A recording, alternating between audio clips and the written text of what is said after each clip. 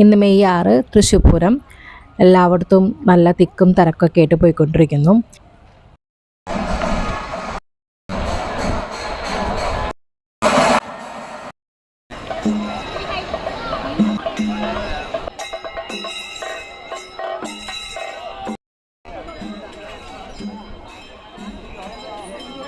കുറച്ച് നേരം അമ്പല പരിസരത്തൊക്കെ നിന്നിട്ട് ഞാൻ വീണ്ടും താഴേക്ക് ഇറങ്ങിട്ടോ.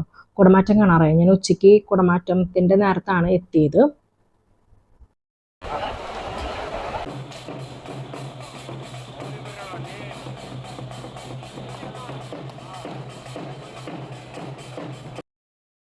ഇത് തൃശ്ശൂർ പൂരത്തിൻ്റെ പ്രത്യേകത കേട്ടോ. എല്ലായിടത്തും കാണാം ഇതേപോലെ ചെണ്ട കൊട്ടി അല്ലെങ്കിൽ ബാൻഡ് പോലെ കൊട്ടിയിട്ട് ഇങ്ങനെ സർക്കസും കാര്യങ്ങളൊക്കെ എല്ലായിടത്തും കാണാം. ഇത് കാണുമ്പോൾ എനിക്ക് ചാർലി സിനിമ ഓർമ്മ വരും കേട്ടോ.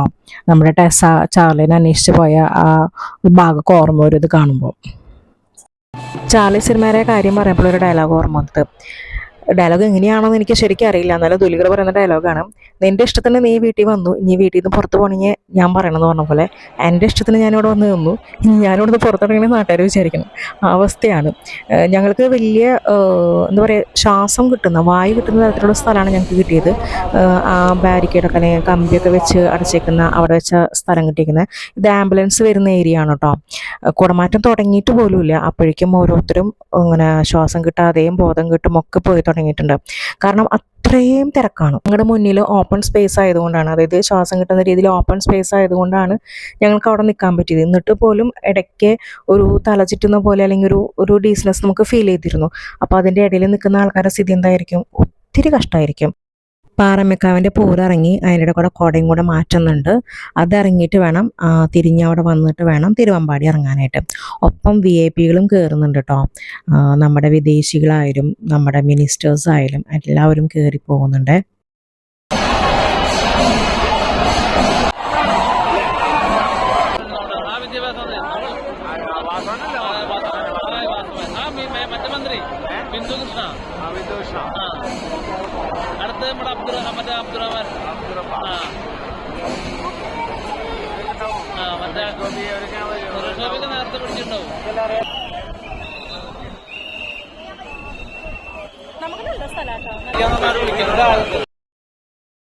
സത്യം പറഞ്ഞാൽ കുട മാറുന്ന കാണാനുള്ള ടൈം ഉണ്ടായിരുന്നില്ലേ. കുടമാറ്റം ഞങ്ങൾ ശ്രദ്ധിച്ചേ ഇല്ല.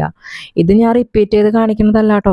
ഒരു 100 താഴെ ആളുകൾ തല കറങ്ങി വീണ് ആംബുലൻസിൽ കൊണ്ടുപോയിട്ടുണ്ട്. ഇത് പിന്നാലെ കൊണ്ടുപോയിട്ടുണ്ട്.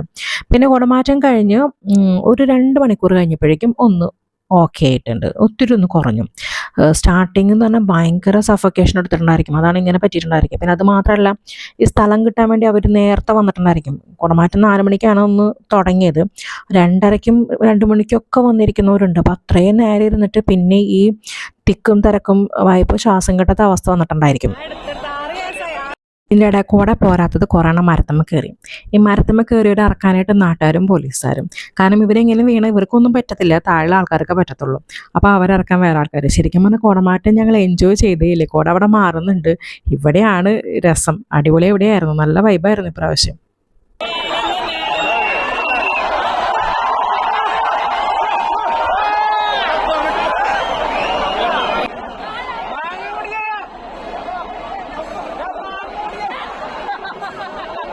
കുടമാറ്റം പൊടി പൊടിക്കുന്നുണ്ട്. കുറെ വിദേശികളും പോയി തുടങ്ങി കേട്ടോ.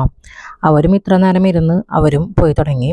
അവർക്കും ശ്വാസം മുട്ടി കാണും, അവർക്കിതൊന്നും പരിചയമില്ലാത്തല്ലേ. പക്ഷെ അവർക്ക് തൃശ്ശൂർ പൂരം എന്താണെന്ന് മനസ്സിലായി കാണും. അവർ പിന്നെ VIP സീറ്റിലും കൂടിയായിരുന്നു, അത് പ്രത്യേകം പറയണം.